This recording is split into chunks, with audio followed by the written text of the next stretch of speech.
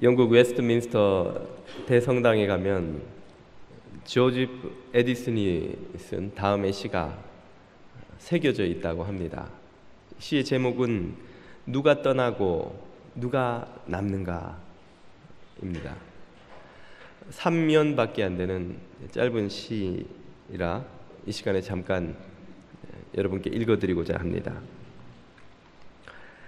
위대한 사람들의 무덤을 바라볼 때 내 마음속 시기심은 모두 사라져 버린다. 미인들의 묘비명을 읽을 때 무절제한 욕망은 덧 없어진다.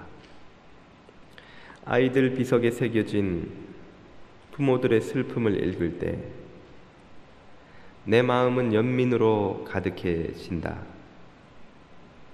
하지만 그 옆에 있는 부모들 자신의 무덤을 볼 때 곧 따라가 만나게 될 사람을 슬퍼하는 것이 얼마나 헛된 일인가를 깨닫는다. 그리고 마지막 연에서 그는 이렇게 노래하고 있습니다. 쫓겨난 왕들이 그들을 쫓아낸 사람들 옆에 묻혀 있는 것을 볼 때, 또 온갖 논리와 주장으로 세상을 갈라놓던 학자와 논객들이 나란히 묻힌 것을 볼 때, 인간의 하잘것없는 다툼, 싸움, 논쟁에 대해 나는 슬픔과 놀라움에 젖는다. 오늘 이 시인이 노래하는 것은 우리들의 인생에 관한 깨달음이지요.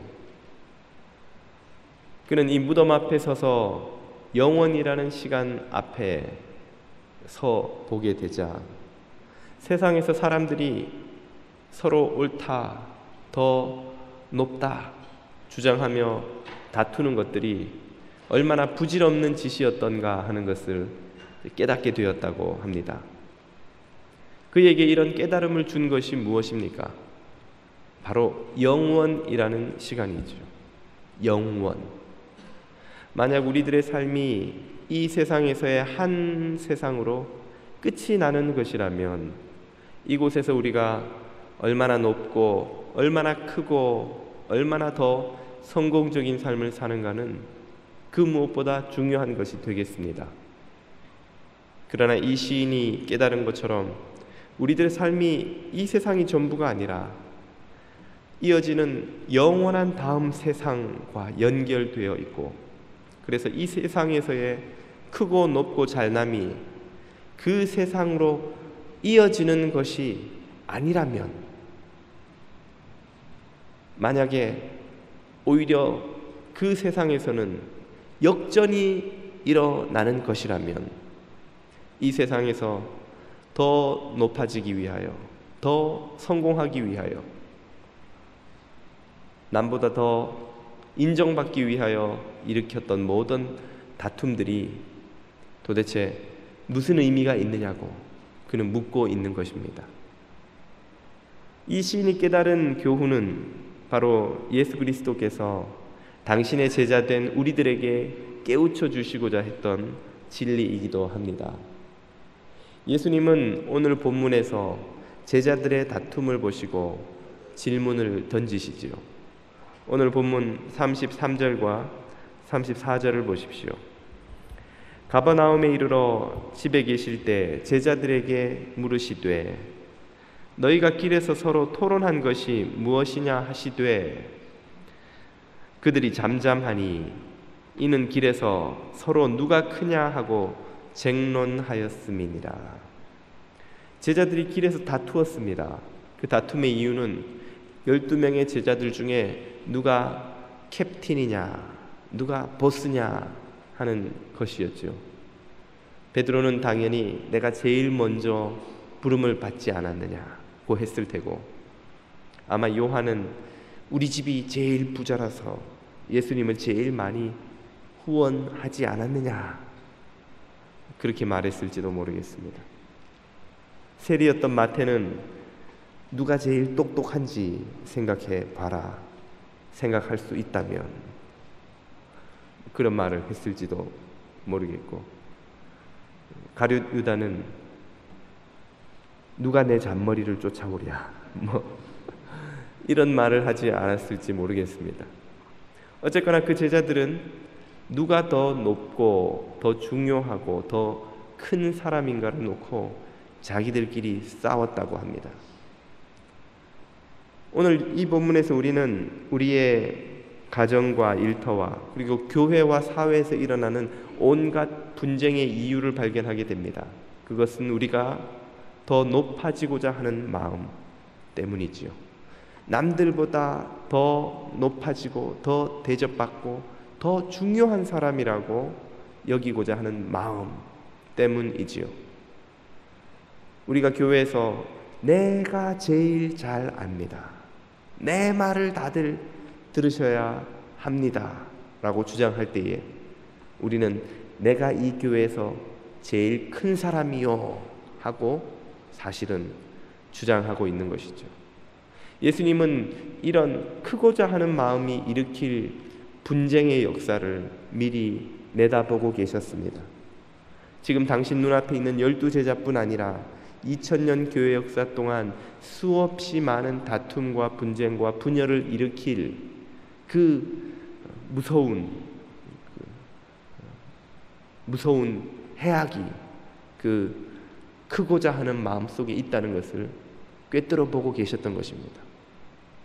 그렇기 때문에 다툼을 겪는 이 제자들에게 예수님은 평화의 길에 대해서 말씀해 주셨습니다.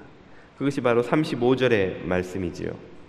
예수께서 앉으사 12제자를 불러서 이르시되 누구든지 첫째가 되고자 하면 뭇사람의 끝이 되며 뭇사람을 섬기는 자가 되어야 하리라 하시고, 예수님의 말씀은 하나님 나라에서는 우리가 알고 있는 이 모든 가치들이 역전된다는 것을 강조하신 것입니다. 하나님 나라에서는 겸손한 사람과 섬기는 사람들이 참으로 높아진다는 이 세상의 위치가 하나님 나라에서는 역전되는 일이 있을 것이라고 말씀하신 것이죠. 겸손과 섬김, 주님이 가르쳐 주신 이 덕목은 이 세상에서 그리 인기 있는 덕목이 아닙니다. 이 세상에서는 힘없고 보잘것없는 사람들이나 가지는 것이 겸손과 덕목이라고 여기지요. 유명한 철학자 니체는 그의 대표작인 자라투스트라는 이렇게 말했다라는 책에서 기독교를 비판하며 말하기를 기독교는 노예의 종교다라고 하였습니다. 기독교가 가르치는 그 겸손, 그 섬김이라는 것은 경쟁에서 탈락한 실패자들이, 그래서 노예가 될 수밖에 없었던 자들이 결국 그들이 선택할 수밖에 없는 삶의 방식을 미화시킨 것일 뿐이다, 이렇게 주장했던 것이죠. 노예는 어쩔 수 없이 비굴하게 살아야 합니다. 노예는 어쩔 수 없이 주인에게 복종해야 합니다. 그 비굴함과 복종을 그들은 겸손과 섬김이라는 아름다운 단어로 미화하고 있다는 것이죠. 왜 니체는 예수님의 가르침이 노예의 윤리라고 보았던 것입니까? 그의 눈에는 영원이라는 시간 속에 계신 주님을 볼 수 있는 신앙이 없었기 때문이죠. 그의 불신앙은 인생이란 이 세상에 살다가 죽는 것으로 끝나는 것이었기 때문에 그렇습니다. 그러나 예수님은 우리들의 삶 뒤에 있는 영원이라는 시간을 보셨습니다. 영원 안에서 역사하시는 하나님을 보고 계셨습니다. 그리고 그 하나님의 손에 의해서 이 세상의 모든 가치가 역전되는 때가 오리라는 것을 알고 계셨습니다. 당신이 보고 계시던 이 진리를 제자들도 보기를 원하셔서 제자들에게 지금 깨우치고 계신 것이죠. 너희들이 이 세상에서 높아지려고 하면 할수록 하나님 나라에서 낮아지고, 이 세상에서 낮아지려고 하면 할수록 하나님 나라에서는 높아지는 역전이 일어날 것이라는 사실을 무덤에 가면 다 깨닫게 될 터인데 그 전에 깨달으라는 것이죠. 그때가 오기 전에 깨닫고 참으로 하나님 나라에서 높은 자가 되기 위해 살 수 있는 기회를 잡으라 하는 말씀입니다. 12제자에게 이것을 깨우치실 뿐 아니라 오늘 우리에게도 깨우치고 계십니다. 우리는 낮아져서 겸손히 섬김으로서만 참으로 하나님 나라에서 높은 자들이 될 수 있습니다. 그러면 우리들이 섬겨야 할 이들은 누구입니까? 오늘 본문 36절, 37절은 이렇게 우리가 섬겨야 될 이들을 소개해 주십니다. 예수께서 어린아이 하나를 데려다가 그들 가운데 세우시고 안으시며 제자들에게 이르시되 누구든지 내 이름으로 이런 어린아이 하나를 영접하면 곧 나를 영접함이요 누구든지 나를 영접하면 나를 영접함이 아니요 나 보내신 이를 영접함이니라. 예수님은 제자들이 서로가 서로를 섬겨야 한다고 가르치셨는데 그들 중에서도 가장 섬겨야 할 이들이 있다고 하셨습니다.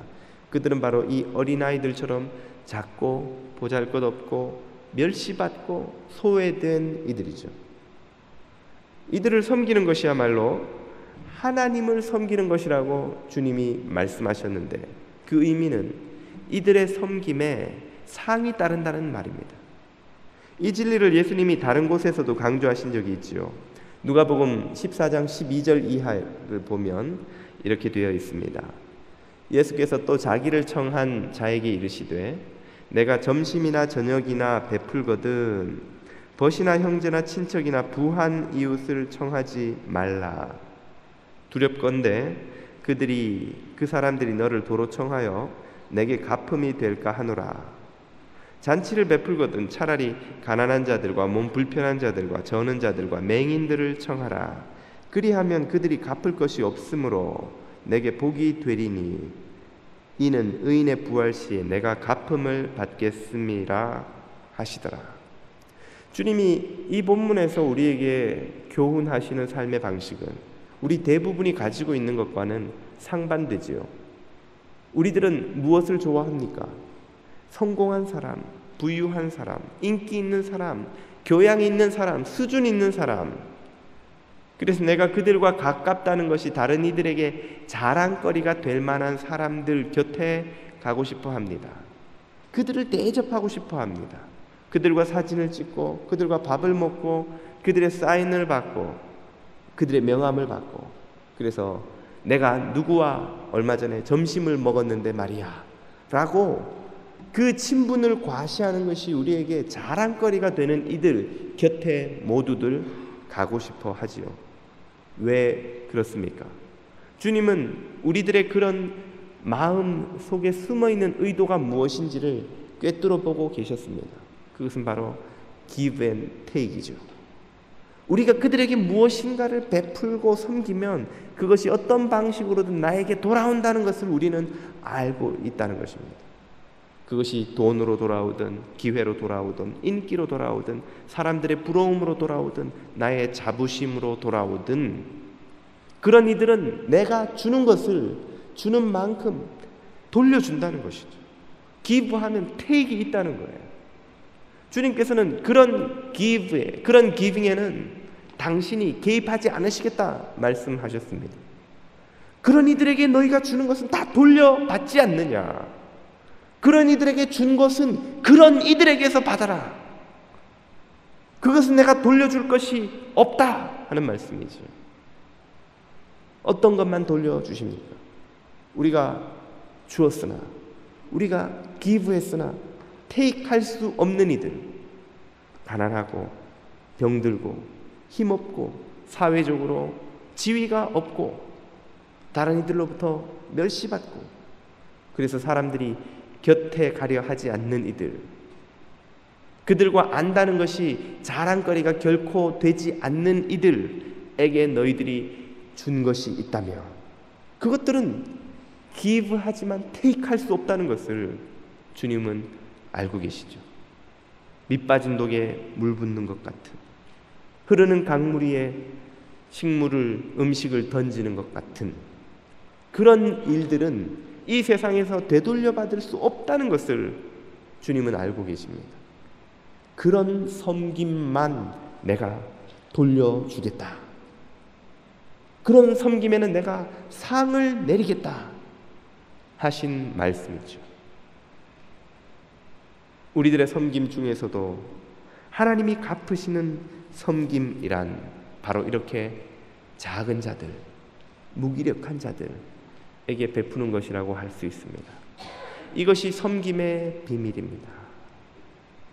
저와 여러분이 이 섬김의 비밀을 깨닫고 이런 섬김을 행하는 주의 자녀들이 되기를 축복드립니다. 이런 섬김의 삶을 사는 공동체를 소개하고자 합니다. 여러분이 들어서 잘 알고 계시는 뉴저지 미랄 선교단입니다. 미랄 선교단의 영상을 잠깐만 보시죠.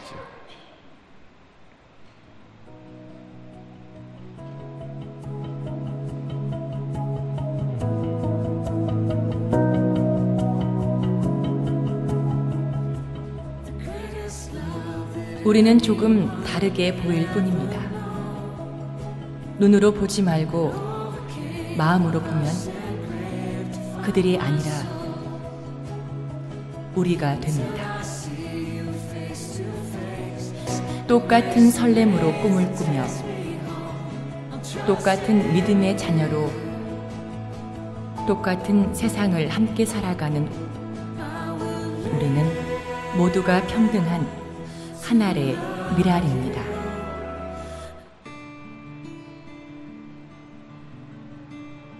(1979년 10월) 이재서 박사에 의해 설립된 미랄 선교단은 장애인들에게 그리스도의 복음을 전하고 그들이 처한 현실적 어려움을 도우며 장애인에 대한 사회적 인식을 바로 세우는 것을 목적으로 활발한 장애인 사역을 펼쳐왔습니다. 현재 세계 22개국 70개 지역으로 뻗어나간 미랄 선교단은 1987년 필라델피아 미랄 선교단을 시작으로 미주 지역에서 활동을 시작해 1992년 미국 미랄 선교단을 창립하기에 이르렀습니다.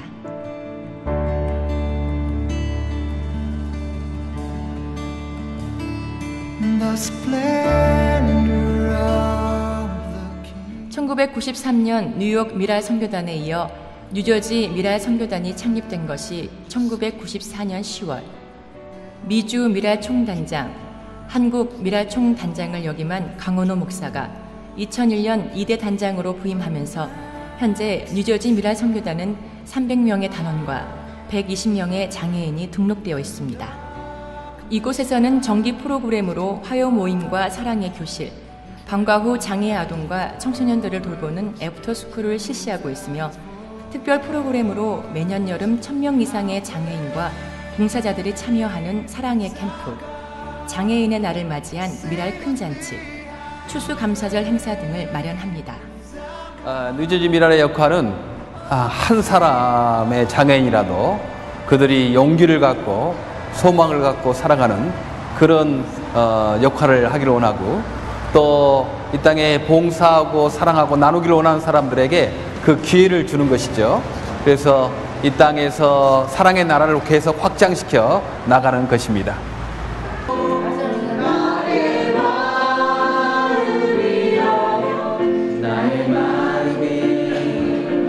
그 중에서도 제일 행복한 시간은 바로 화요 모임의 하이라이트인 찬양과 예배입니다.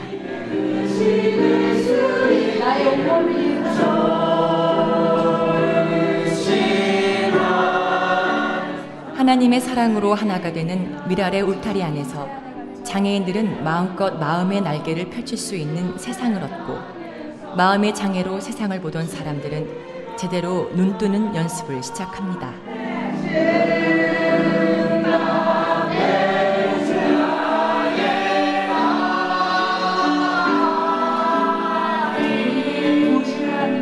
한두 사람의 힘으로 이게 이루어질 수 있는 건 아니고 우리가 이제 그 모델로 보면 이게 주이스 커뮤니티 센터에서 그렇게 큰 그 건물 같은 거 가지고 있으면서 다양한 프로그램을 하고 있거든요. 우리 그 한인 교포들이 이민 역사 긴데 아직도 그런 그 공간이 없어요. 참 부끄러운 일이에요. 우리가 한국 동포들도 이런 그 장애인 꿈터 정도는 하나 가지고 있어야 되지 않겠어요?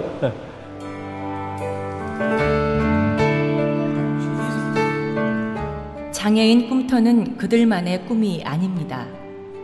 내 이웃의 꿈이고 우리 모두가 함께 사는 꿈입니다. 인간의 존엄과 사랑과 평등, 그리고 섬김과 나눔. 한 알의 밀알이 푸른 밀밭이 되도록 우리 모두가 함께 가꿔야 할 꿈입니다.